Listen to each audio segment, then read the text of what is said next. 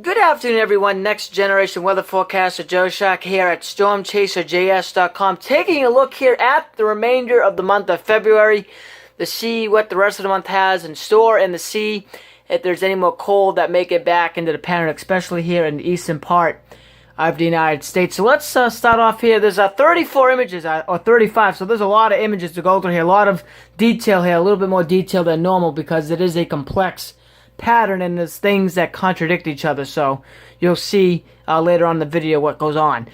First of all, the first 5 days coming up here, the 11th to the 16th, you can see it's warm here in the southwestern part of the United States, warm here eastern part of the United States, cold in the northern plains, and there's some ideas that maybe by Thursday, Friday, we may even see 60s if not 70s in here to southern New England, possibly by Friday, but definitely 60s. I think it's starting to become a pretty good bet in southern New England here on Friday, and maybe even around at 80 at DC either Thursday or Friday, depending on the timing of the front that will be coming through later this upcoming week. May slice it down one day, but it's very, very warm relative to normal, as you can see here in the eastern part of the United States for this upcoming week. Here we are at 5,000 feet, the 850 temperatures, again, way above normal here. You can see the blue line here is a 0C line, which is 32 Fahrenheit, so I mean, this is about 8C above normal, so we should be about minus 8C at 5,000 feet, 850, but you can see with it being 0C, that when you have heating going on, it can get really warm at the ground, and that's exactly what's going to happen. Here's a 500 millibar pattern. You can see again the strong ridge fighting back as the cold polar vortex low of the North Shore Hudson Bay. This is a warm pattern, no question about it, even though the EPO here is negative, big ridge up over Alaska. Having this vortex here means warm air can flood the eastern part of the United States with the main trough out in the western part of the United States. Days 5 to 10, here we are with the temperatures. Again, still warm in the east, cold in the plains, sneaking down to Texas, and then again still relatively warm in the western part of the United States. And I do expect this here to trend warmer as we do get a little bit closer. Again, this is an ensemble, so there's some members that are warmer and there's some members that are cooler. 5,000 foot temperatures, 850, look like this again. You can see the theme. Warmest relative to normal in the eastern part of the United States, while the cold remains up in Canada. The core of the cold, at least, remains up in Canada, with some coming into the northern plains during the 5 through 10. And again, the 500 millibar pattern looks like this. Large-scale ridging in the east, with the polar vortex centered up over the north shore of Hudson Bay in northern Canada. Days 11 through 16.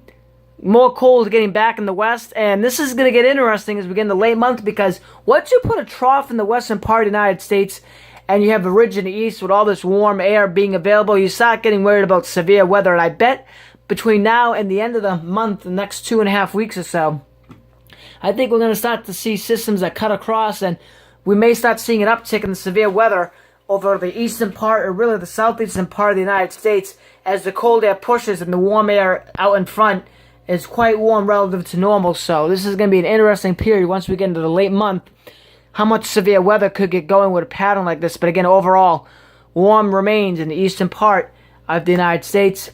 850s look like that, and then again the 500 millibar pattern here shifting around with the EPO coming back down. We'll take a look at that on the ensemble again later on in the video, but you can see a trough in the west and the ridging in the east. This is a favorable pattern for severe weather to start coming up as we get later on in the month, so definitely something to keep an eye on, no question about that. And then here's the Canadian, pretty similar to the GFS ensemble. You can see on the core of the warmth, eastern part of the United States. 850 temperatures look like this. There's the ridge. Days 5 through 10, the temperatures look like this. There's the 850s. There's the ridge, again, the vortex remaining up in Canada, and the European as well also looks like this. So very good agreement over the next 5 to about 13 days of what the upper level pattern is going to be looking like across North America during this time. 11 through 16, the surface temperatures look like this. 850s look like that, and the 500 millibar pattern looks like that. Not as deep with the trough, but again, this is an ensemble, and that could be a little bit deeper. But the point is that the trough is not in the eastern part of the United States. There's a ridge here instead of a trough. So, lovers of spring and warm weather, this is your kind of a pattern, to say the least, Now, let's take a look at some of these teleconnections again. This is the Arctic Oscillation off the GFS Ensemble around the 12Z run today. You can see where we are now and where we're going to be going. Let's follow the green squares, which is the mean, not the control. So when I make these and I get the teleconnections, I use the mean of where we're going to be going from the forecast for the forecast model. So here we are with the teleconnection here for the Arctic Oscillation. You can see here starting positive. This is what it looks like positive in the month of February. You can see the warm in the southeast, which is what we're seeing now, and then near or slightly below normal elsewhere. Here is when it goes negative, and when it goes negative in February, you can see all the cold, and you can see it is forecasted to go negative by the end of the month. The analog suggests cold, but the modeling does not suggest cold, so that's kind of interesting. What do you think?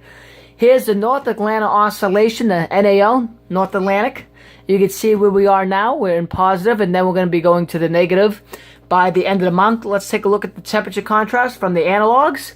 Here's what we look like now with a positive NAO. Again, warm here, but it's going to be cooler back in here, so that kind of works, and certainly here in the west, it's cool. When it goes negative, widespread cool, so you can see there's another signature for widespread cool, which is not being forecasted by the models at all.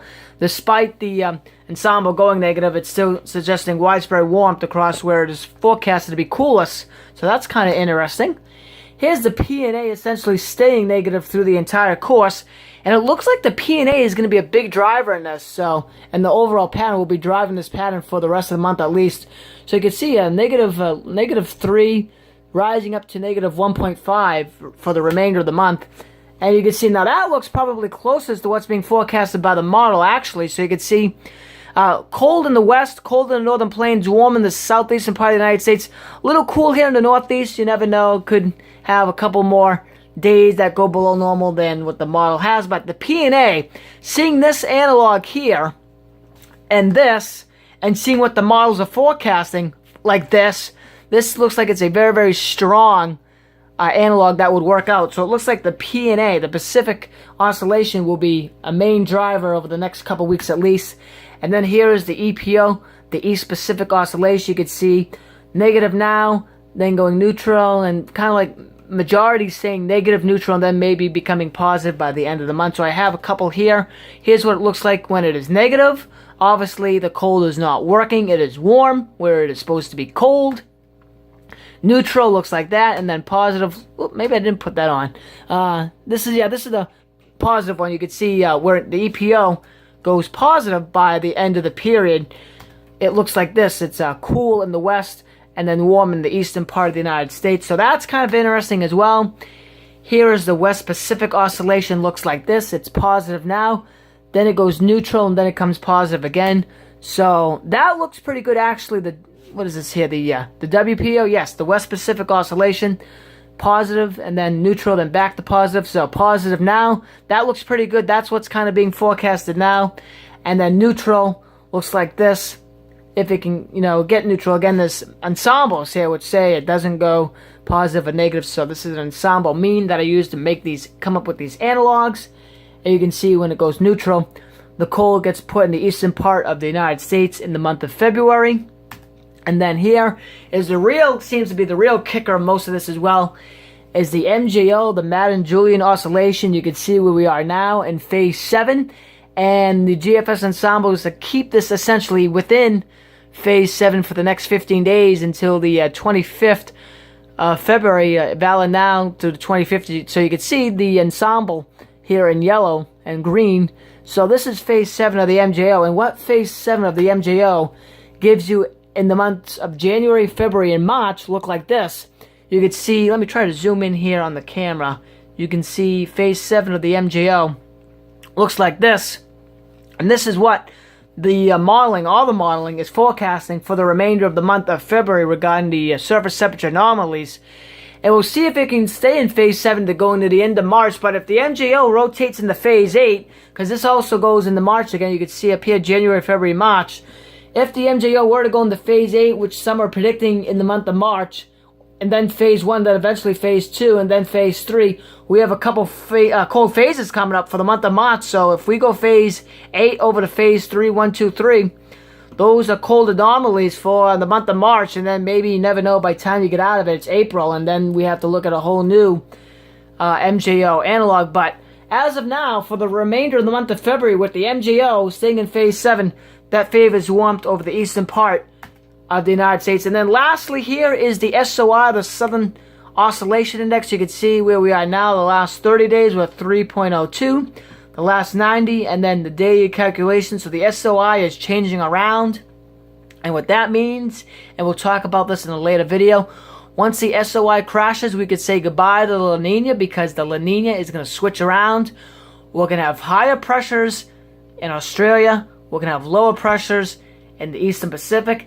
And we have warmer than normal water in the Western Pacific. And now we'll get driven east on the trade winds. So the La Nina will be falling apart over the next couple of months. And probably we'll be setting up a neutral warm for the hurricane season here in the Atlantic Basin, and probably we'll be on our way to a El Nino by next winter. So again, a lot going on here with the weather, and a lot of contradictions, at least over the next couple weeks. So the forecasts are kind of vulnerable, but overall I do believe the warmth will win out over the eastern part of the United States for the remainder of the month. That's it for now, and thank you for watching.